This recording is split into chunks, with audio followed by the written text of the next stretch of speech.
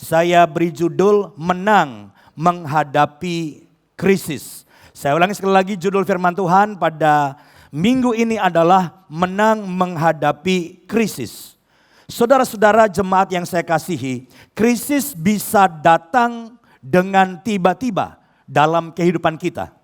Entah karena ada suatu kecelakaan mendadak, tiba-tiba ekonomi satu keluarga tiba-tiba mengalami krisis. Atau ada masalah di dalam bisnis saudara, problem dalam pekerjaan saudara, atau tiba-tiba saudara diserang penyakit misalnya. Itu bisa mendatangkan krisis dalam kehidupan kita. Dan kita tahu juga pada saat-saat ini bahwa kita sedang menghadapi pandemik virus COVID-19 yang sangat ditakutkan oleh banyak orang. Kenapa? Karena virus ini bisa menular kepada siapapun secara random, saudara-saudara.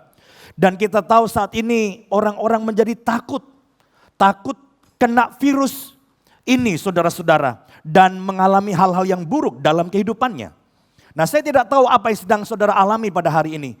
Krisis apa, problem apa. Tapi hari ini kita mau belajar bersama-sama dari seorang raja yang bernama Yosafat. Bagaimana ketika Yosafat mengalami krisis dalam hidupnya, dia melakukan langkah-langkah yang luar biasa. Mari kita lihat di dalam 2 Tawarikh pasal yang ke-20. Sangat bagus saudara di rumah bisa membaca 2 Tawarikh pasal 20 seluruhnya, ya. Tapi hari ini kita akan membaca beberapa ayat saja saudara-saudara. Kita mulai membaca ayat 1 sampai dengan yang ketiga. Saya akan bacakan. Setelah itu Bani Moab dan Bani Amon datang berperang melawan Yosafat bersama-sama sepasukan orang Meunim. Datanglah orang memberitahukan Yosafat, suatu laskar yang besar datang dari seberang laut Asin, dari Edom menyerang tuanku. Sekarang mereka di Haseson Tamar, yakni En-Gedi. Ini ada krisis yang luar biasa saudaraku. Bagaimana Yehuda di bawah kepemimpinan Raja Yosafat itu diserang oleh 3 bangsa yang besar tadi. Amon, Moab, dan Meunim. Saudara bisa bayangkan ada serangan yang luar biasa dan saya yakin Yosafat dan rakyat Yehuda mengalami ketakutan yang luar biasa. Nah, perhatikan ayat 3. Apa yang dilakukan oleh Yosafat? Ayat 3. Yosafat menjadi takut, lalu mengambil keputusan untuk mencari Tuhan. Ia menyerukan kepada seluruh Yehuda supaya berpuasa. Perhatikan, adalah reaksi yang wajar ketika krisis datang, krisis yang begitu besar datang. Dikatakan saudara-saudara Raja Yosafat menjadi takut.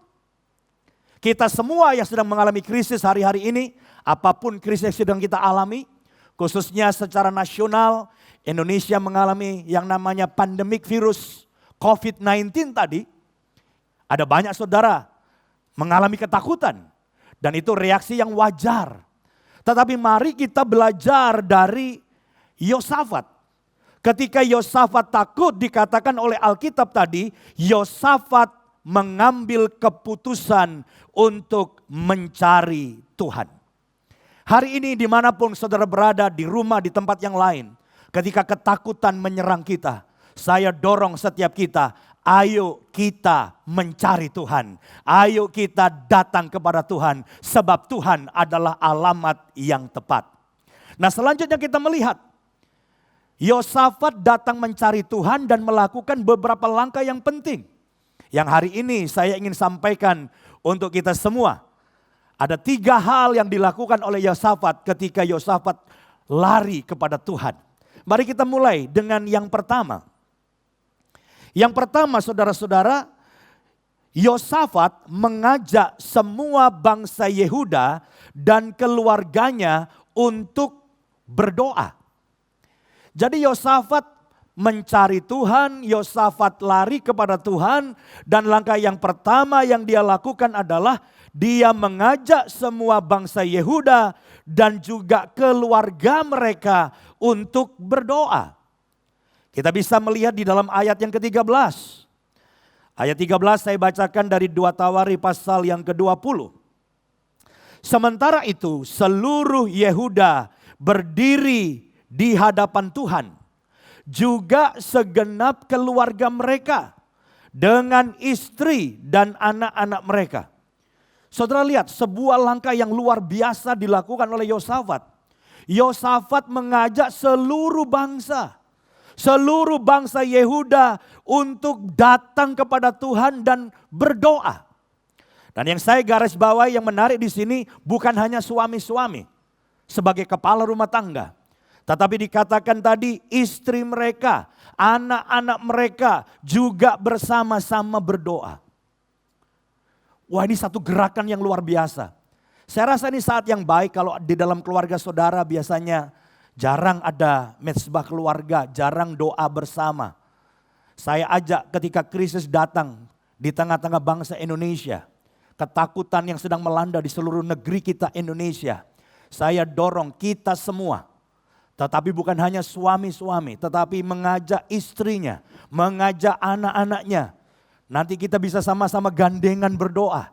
Lalu kita akan berdoa bersama-sama walaupun ini secara online, tapi kita terhubung di udara. Kita berdoa bersama-sama dan saya punya keyakinan doa yang dinaikkan bersama-sama, apalagi seluruh bangsa berdoa, sangat besar kuasanya.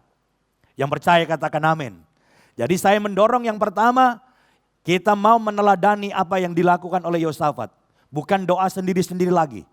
Tapi kita satukan hati seluruh bangsa. Ya, semua keluarga, istri-istri semua berdoa, anak-anak berdoa, bergandengan tangan. Saya percaya ketika kita berdoa sungguh-sungguh, Tuhan akan intervensi langsung.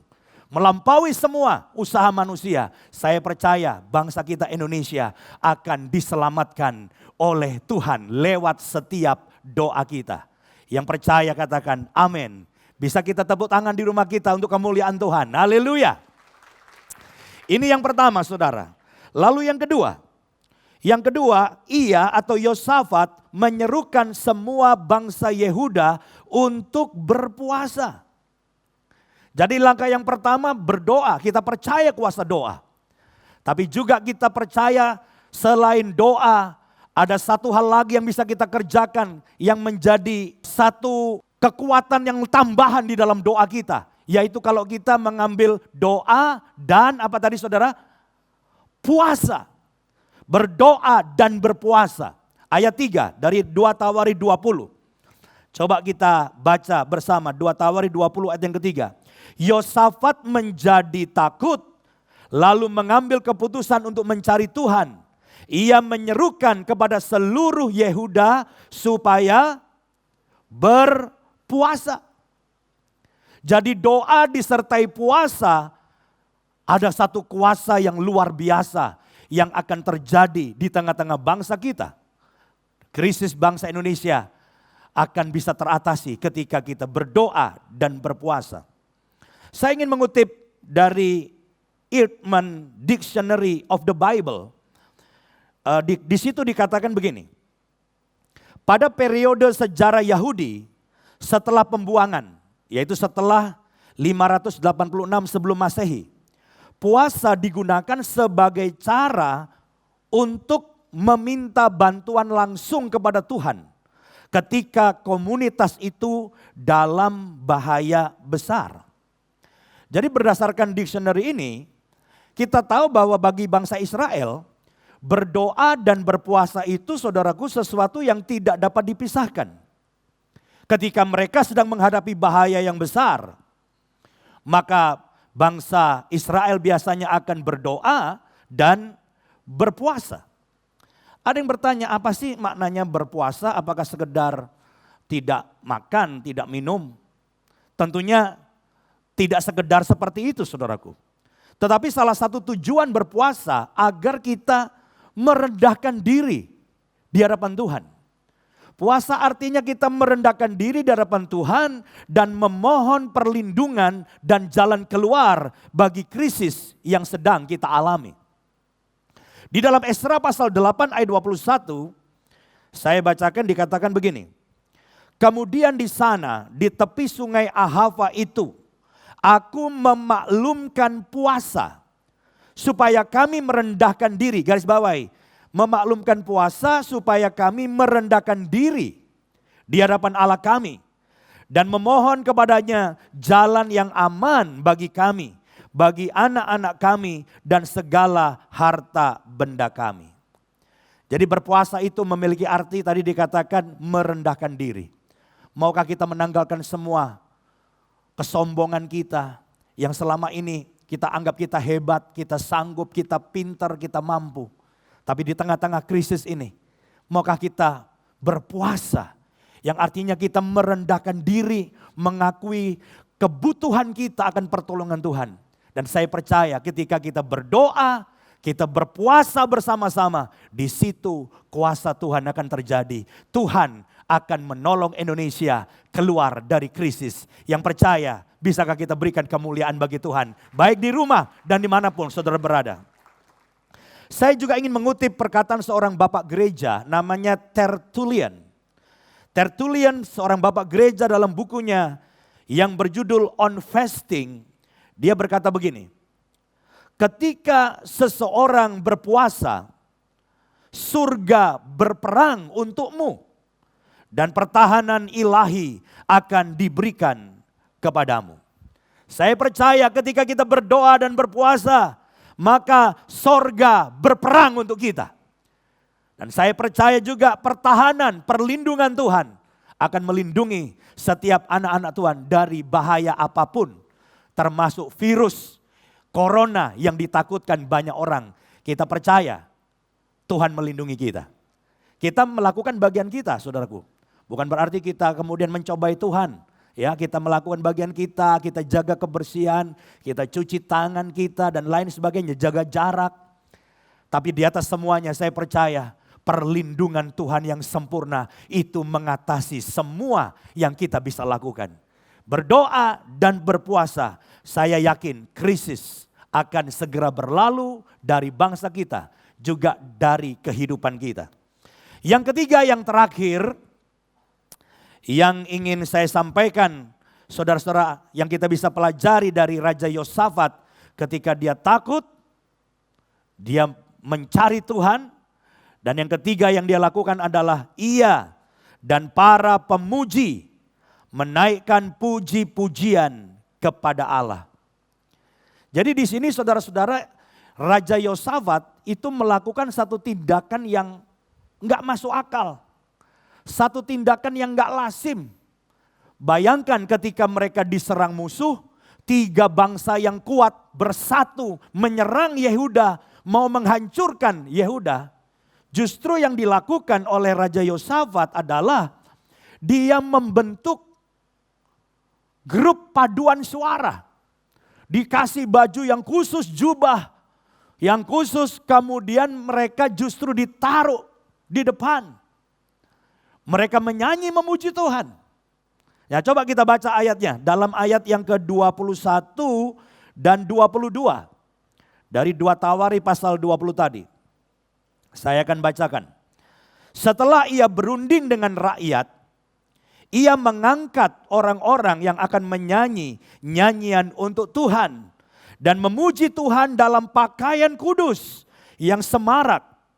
Pada waktu mereka keluar di muka orang-orang bersenjata sambil berkata, nyanyikanlah nyanyian syukur bagi Tuhan, bahwasanya untuk selama-lamanya kasih setianya. Ayat 21 perhatikan.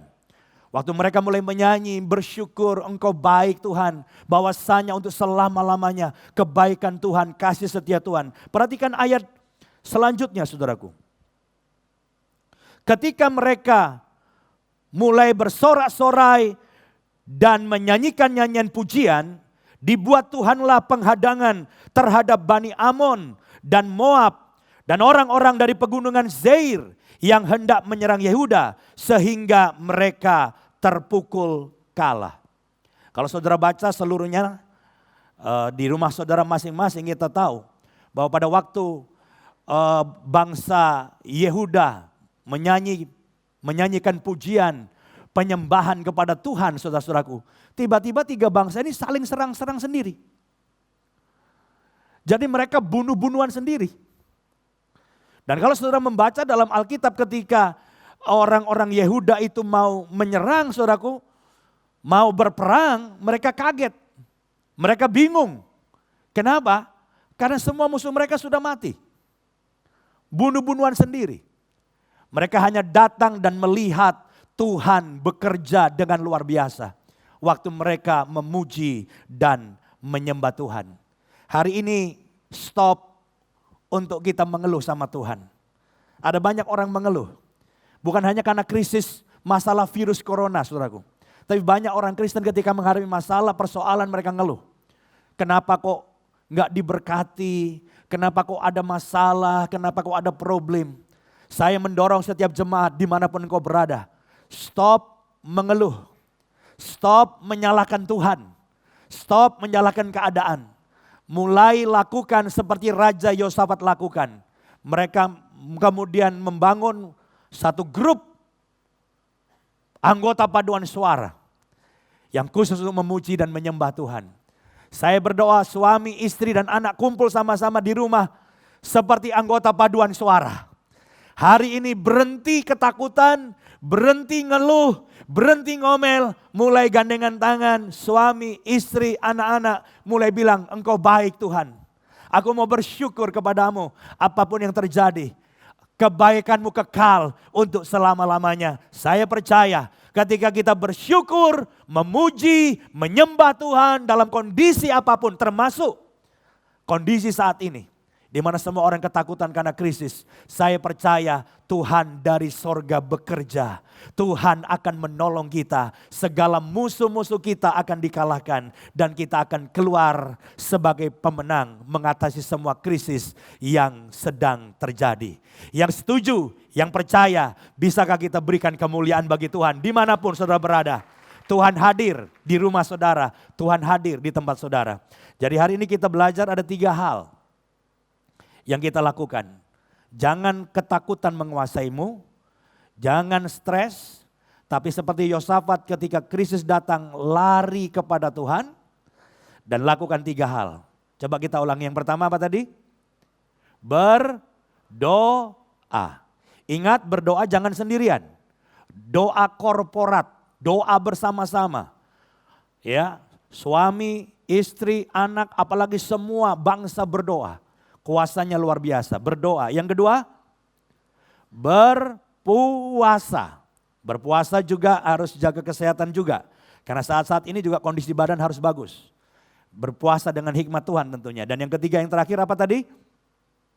Kita mau memuji Tuhan, kita mau bersyukur. Dan saya percaya Tuhan akan menolong setiap kita. Khususnya bangsa kita Indonesia.